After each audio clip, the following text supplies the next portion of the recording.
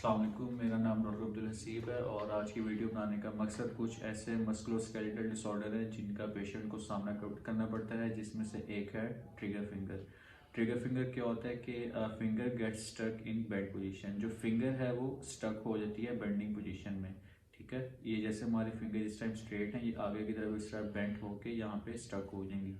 और इस कंडीशन को हम लोग क्या कहते हैं, स्टेनोजिक टेनोसाइनोवाइटिस। और ये किस वजह से होती है? It is caused by the inflammation of sheath which surrounds the tendon. हमारे हर जॉइंट के साथ टेंडन जो है मौजूद हैं और इनकी कवरिंग जो होती है वो शीथ के साथ होती है। अगर शीथ की इन्फ्लेमेशन हो जाएगी तो उसकी वजह से क्या होगा कि आगे की तरफ बेंडिंग में पेशेंट को जो है वो दुश्वारी आएगी और आगे की तरफ वो बेंड हो जाएगी। ठीक है, लाइक ये पोजीशन। और मोस्ट कॉमन जो है ये हमारी थर्ड और फोर्थ फिंगर में होती है, जो चीज़ को हम लोग मिडल और रिंग फिंगर कहते हैं, इसमें ये मोस्ट कॉमन है। अगर इसके हम लोग सिम्टम्स की बात करें कि पेशेंट को कौन कौन से सिम्टम जो है वो आएंगे, इसमें क्या होगा कि फिंगर की जो है स्टिफनेस होगी, अकड़ाव आएगा फिंगर्स में। ठीक है, जब वो बेंडिंग पोजीशन में आएंगी या उसको स्ट्रेट करेगा, सीधा करेगा, तो उसको अकड़ाव महसूस होगा, स्टिफनेस होगी। इसके अलावा पॉपिंग और क्लिकिंग सेंसेशन होंगी। जब फिंगर्स की मूवमेंट करेगा, बेंड करेगा या स्ट्रेट करेगा तो पॉपिंग या फिर क्लिकिंग साउंड्स आएंगी उसको मूवमेंट के दौरान।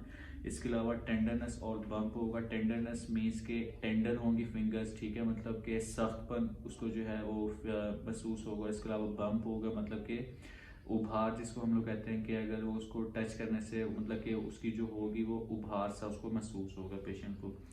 इसके अलावा अगर उसके रिस्क फैक्टर्स की बात करें, रिस्क फैक्टर्स कौन से हैं? सबसे पहले कि रिपीटेड ग्रिपिंग, वो ऑक्यूपेशन जो जिसके अंदर ज़्यादा उसकी ग्रिपिंग वाला काम हो, किसी चीज़ को ज़्यादा दे करके ग्रिप करना। ठीक है, तो ये इस वो जो बंदा होगा वो उसके रिस्क फैक्टर पे होगा ट्रिगर फिंगर के। इसके अलावा के कुछ ऐसी प्रॉब्लम्स हैं हेल्थ की जो से पेशेंट उसके रिस्क पे होंगे, like R A rheumatoid arthritis. इसके अलावा जो डायबिटिक पेशेंट है वो भी ट्रिगर फिंगर के रिस्क में है। इसके अलावा वीमेन में जो है ये मोस्ट कॉमन है, ख़वातीन जो है इसके ज़्यादा रिस्क पे है ट्रिगर फिंगर के। इसके अलावा कार्पल टनल सिंड्रोम, जिन पेशेंट ने उनका कार्पल टनल सिंड्रोम को पहले फेस किया हो और उनकी फिर सर्जरी हुई हो तो उसके बाद वो रिस्क में है ट्रिगर फिंगर के। अगर हम लोग ट्रीटमेंट की बात करें तो सबसे पहले हम लोग मेडिकेशन करते हैं एनसेड। ठीक है, non steroidal anti inflammatory drug जिसके अंदर एडविल है या फिर नेप्रोक्सिन है, जो कि उसको पेन को रिलीव करते हैं। इसके अलावा फिजियोथेरेपी की अगर हम लोग बात करें तो क्योंकि शीत की इन्फ्लेमेशन है तो इन्फ्लेमेशन में हमेशा हम लोग जो है उसको कोल्ड पैक।